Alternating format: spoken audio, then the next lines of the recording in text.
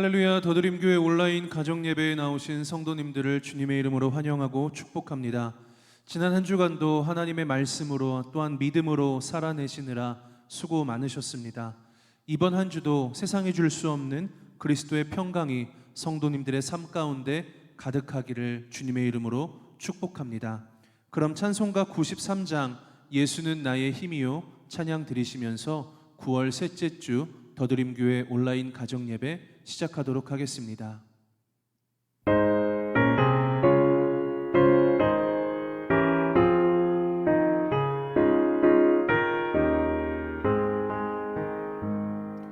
예수는 나의 힘이요 내 생명 되시니 구주 예수 떠나 살면 죄 중에 빠지리 눈물이 앞을 가리고 내 맘에 근심 쌓일 때 위로하고 힘 주시리 주 예수. 예수는 나의 힘이요 내 친구 되시니 그네를 간구하며 풍성히 받으리 햇빛과 비를 주시니 추수할 곡식 많도다 귀한 열매 주시니 주 예수. 예수는 나의 힘이요 내 기쁨 되시니 그 명령을 준행하여 늘 충성하겠네 주야로 보호하시며 바른 길 가게 하시니 의지하고 따라가리 주 예수. 예수는 나의 힘이요 내 소망 되시니 이 세상을 떠나갈 때 곧 영생 얻으리 한없는 복을 주시고 영원한 기쁨 주시니 나의 생명 나의 기쁨 주 예수. 아멘. 오늘 우리에게 주시는 하나님의 말씀은 구약성경 사사기 8장 10절에서 28절까지의 말씀입니다. 사사기 8장 10절에서 28절까지의 말씀입니다.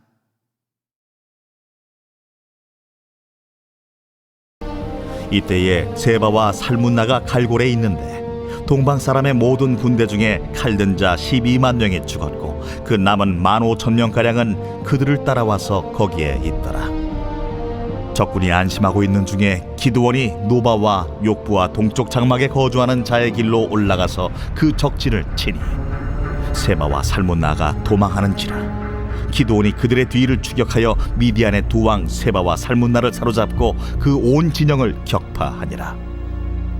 요아스의 아들 기드온이 헤레스 비탈 전장에서 돌아오다가 숫곳 사람 중 한 소년을 잡아 그를 신문하매 그가 숫곳의 방백들과 장로들 77명을 그에게 적어준지라.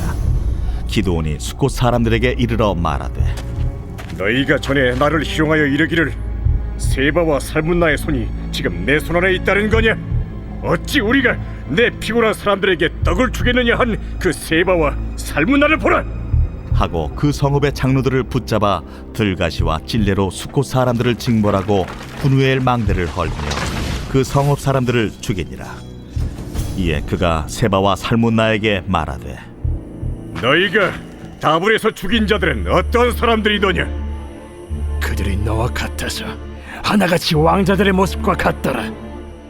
그들은 내 형제들이며 내 어머니 아들들이니라. 여호와께서 살아계심을 두고 맹세하노니 너희가 만일 그들을 살렸더라면 나도 너희를 죽이지 아니하였으리라. 하고 그의 맏아들 여델에게 이르되 일어나 그들을 죽이라. 하였으나 그 소년이 그의 칼을 빼지 못하였으니 이는 아직 어려서 두려워함이었더라. 세바와 살문나가 이르되 내가 일어나 우리를 치라. 사람이 어떠하면 그의 힘도 그러하니라. 하니 기드온이 일어나 세바와 살문나를 죽이고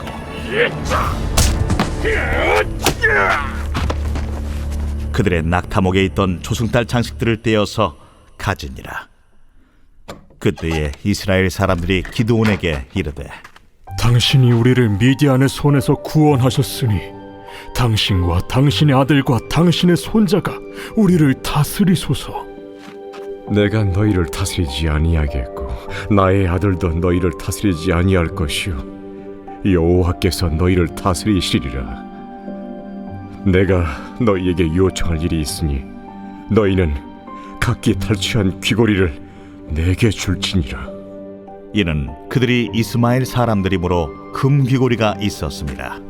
무리가 대답하되 우리가 즐거이 드리리이다 하고 겉옷을 펴고 각기 탈취한 귀고리를 그 가운데에 던지니 기드온이 요청한 금 귀고리의 무게가 금 1700세겔이요 그 외에 또 조승달 장식들과 폐물과 미디안 왕들이 입었던 자색 의복과 또 그 외에 그들의 낙타목에 둘렀던 사슬이 있었더라. 기드온이 그 금으로 에봇 하나를 만들어 자기의 성읍 오브라에 두었더니 온 이스라엘이 그것을 음란하게 위함으로 그것이 기드온과 그의 집의 올무가 되니라. 미디안이 이스라엘 자손 앞에 복종하여 다시는 그 머리를 들지 못하였으므로 기드온이 사는 40년 동안 그 땅이 평온하였더라. 이스라엘은 그들의 대적 미디안과의 전쟁에서 승리를 하게 됩니다. 그러나 이스라엘 공동체 내부의 다툼이 시작되죠. 전쟁이 끝난 줄로만 알았는데 정작 그들 안에서 새로운 전쟁이 시작되고 있는 모양입니다. 하나님이 주신 승리의 영광을 자신의 공로로 취하려고 하는 에브라임 사람들, 자기에게 유익이 된다면 얼마든지 하나님을 버리고 대적의 손을 잡을 수 있다고 생각하는 숫곳 분우엘 사람들, 이러한 영적 기회주의가 이스라엘 공동체의 새로운 대적이 되어서 다가오고 있는 상황입니다. 그러나 더 불행한 것은 영적 기회주의와 교만의 모습이 이스라엘의 전쟁을 승리로 이끌었던 지도자, 이스라엘 공동체 중심에 서 있던 사사 기드온에게서도 나타나고 있습니다. 기드온의 모습을 눈여겨보면서 우리의 삶을 하나님의 말씀으로 비추어 보는 시간이 되기를 간절히 바랍니다. 오늘 본문 말씀 사사기 8장 10절 말씀을 먼저 보도록 하겠습니다. 이때에 세바와 살문나가 갈골에 있는데 동방 사람의 모든 군대 중에 칼든 자 12만 명이 죽었고 그 남은 15,000명 가량은 그들을 따라와서 거기에 있더라. 아멘. 미디안의 왕 세바와 살문나가 그들의 본거지라고 할 수 있는 갈골에 겨우 도망쳐 나옵니다. 13만 5천 명이라고 하는 대군을 이끌고 참전했지만 거의 다 죽게 되었습니다. 그래도 쫓아오는 기드온을 막아낼 만한 15,000명의 군사가 남아있으니 안심하고 그들은 편히 쉬고 있는 모습을 그리고 있습니다. 그러나 그렇게 방심하고 있는 틈을 타서 기드온이 미디안 진영을 급습해서 미디안의 두 왕을 잡아서 이스라엘로 돌아가고 있습니다. 그렇게 돌아가는 과정에 숫곳과 분우엘을 지나가게 되죠. 이 숫곳과 분우엘은 전에 기드온이 굶주려 있는 자기 군사들에게 떡을 좀 달라고 요청했을 때 그들은 매정하게 거절하고 비아냥되었던 적이 있습니다. 그래서 기드온은 자기가 평안하게 돌아온다면 너희들을 반드시 응징하겠다라고 선언했죠. 바로 그 응징을 이제 실행하려고 하고 있습니다. 먼저 숫곳 성읍들의 장로들을 붙잡고 들가시와 찔레로 사람들을 징벌하죠. 여기서 들가시와 찔레가 구체적으로 무엇인지는 알 수 없지만 히브리어를 보면 들가시와 찔레는 타작하다라고 하는 의미를 가지고 있습니다. 타작하기 위해서 곡식을 사정없이 내리치고 짓밟는 행동을 의미하는 것이죠.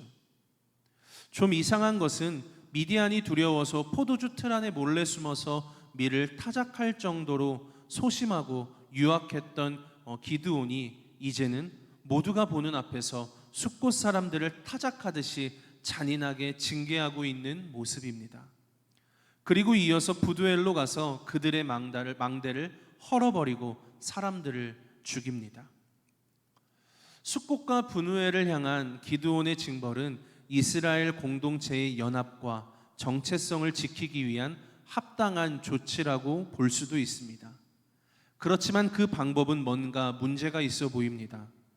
기드온은 도가 지나친 보복을 했습니다. 그들의 성읍과 망대를 파괴하는 데 그치지 않고 매우 폭력적이고 잔인한 방법으로 지도자들과 일반 백성들을 죽이게 됩니다.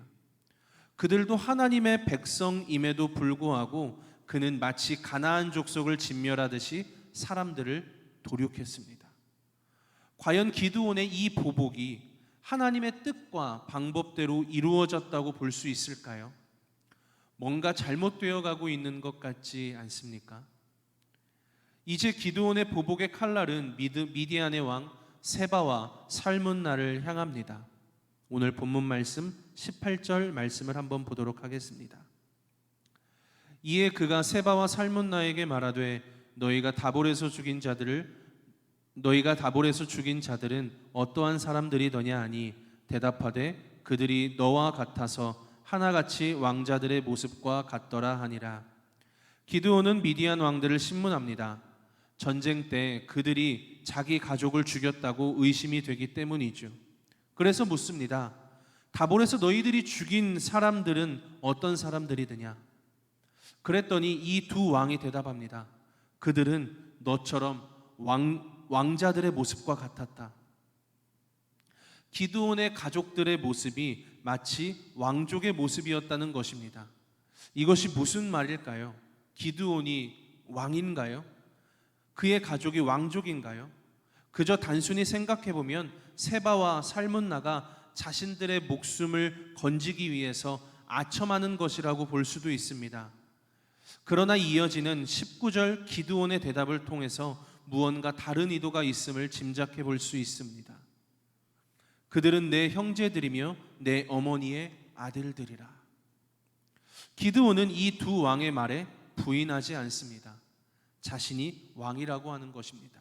자신이 왕족이라고 하는 것이고 은연중에 자기를 왕의 위치에 은근슬쩍 올려놓는 모습입니다. 그런 모습이 이스라엘 사람들에게도 비춰졌던 것 같습니다. 그래서 22절 말씀을 보면 이스라엘 백성들이 기드온을 찾아와서 왕으로 추대하려고 하는 장면을 볼 수가 있습니다. 그러고 보니까 그가 피곤함을 이겨내며 적의 본거지까지 이 두 왕을 추격했던 이유는 뭔가 하나님의 뜻을 이루기 위한 일이라든지 이스라엘 공동체를 위해서라든지가 아니라 오로지 자기 개인의 복수를 실행하려는 것이었음을 알 수 있습니다. 그러면서도 말로는 여호와께서 살아 계심을 두고 맹세한다고 자기 행동이 마치 하나님의 뜻을 이루려는 것인 양 정당화하고 있습니다. 그리고 이제 자기 아들 여델에게 미디안 왕을 죽이라고 지시하게 됩니다. 왜 이러는 걸까요? 본인이 잡아왔으면 본인이 직접 죽이면 되는데 말이죠. 대적의 왕을 죽이고 전쟁을 마무리하는 그 영광의 순간을 자기 아들과 나누려는 것입니다. 자기가 누리고 있는 이 권세를 아들에게도 이어주려고 하는 의도이죠. 그렇게 미디안 왕들의 죽음으로 이 전쟁은 마무리가 됩니다. 그러나 이 순간 기드온은 아주 치명적인 실수를 저지르게 됩니다. 본문 말씀 21절 말씀입니다. 기드온이 일어나 세바와 살문나를 죽이고 그들의 낙타목에 있던 초승달 장식들을 떼어서 가지니라. 기드온이 미디안 왕의 낙타목에 있던 장식을 떼어서 가져갑니다. 그것은 미디안이 섬기는 달의 신을 상징하는 것이었고 왕의 표식이기도 했습니다. 그는 장식을 전리품으로 취하면서 이 전쟁의 승자는 바로 기드온 자신임을 나타내는 것입니다. 또 자기 공로가 얼마나 큰지를 드러내고 기념하고 싶었던 거죠. 이렇게 전쟁은 끝이 납니다. 그런데 무언가 허전하지 않은가요? 하나님이 준비하셨고 하나님의 방법대로 하나님이 승리케 하신 하나님의 거룩한 전쟁이 끝났는데 남는 거라곤 온통 기드온이 했던 일들 뿐입니다. 하나님이 하신 일들은 전혀 드러나지 않고 있죠.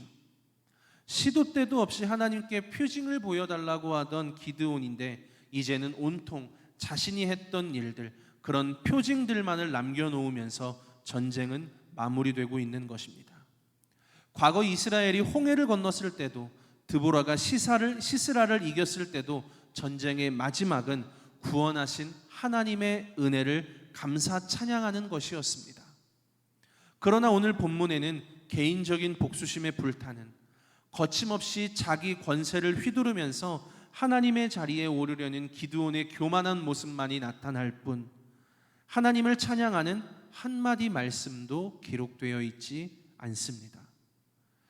이처럼 하나님이 택하신 백성을 구원하시기 위해 시작하신 미디안 전쟁의 엔딩은 하나님을 향한 찬양의 소리 되신 경건하지 못한 복수와 하나님이 계셔야 하는 왕의 자리에 은근슬쩍 자신을 올려놓는 기드온의 모습으로 막을 내립니다.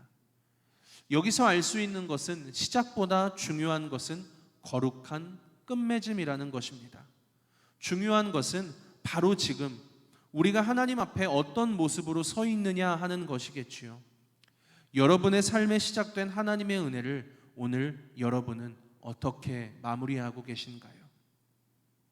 이번 한 주간 주님께서 주시는 은혜를 누리시고 그 은혜를 하나님께 찬양하고 예배하며 마무리해 보시기를 간절히 축복합니다. 기도하겠습니다. 살아계신 하나님 아버지, 승리와 성공을 주신 하나님께 감사드리며 우리가 그때마다 더욱 겸손히 무릎 꿇고 주님만을 바라볼 수 있도록 생각과 마음과 그 걸음걸이를 주장하여 주옵소서. 우리에게 승리를 주신 하나님을 찬양합니다. 우리에게 구원을 주신 하나님을 찬송합니다. 날마다 승리 주신 주님께 감사하며 겸손히 주님을 따르는 우리 모두가 되게 하여 주시옵소서. 감사드리며 사랑이 많으신 예수님의 이름으로 기도합니다. 아멘. 하늘에 계신 우리 아버지, 아버지의 이름을 거룩하게 하시며 아버지의 나라가 오게 하시며 아버지의 뜻이 하늘에서와 같이 땅에서도 이루어지게 하소서. 오늘 우리에게 일용할 양식을 주시고 우리가 우리에게 잘못한 사람을 용서하여 준 것 같이 우리 죄를 용서하여 주시고 우리를 시험에 빠지지 않게 하시고 악에서 구하소서. 나라와 권능과 영광이 영원히 아버지의 것입니다. 아멘.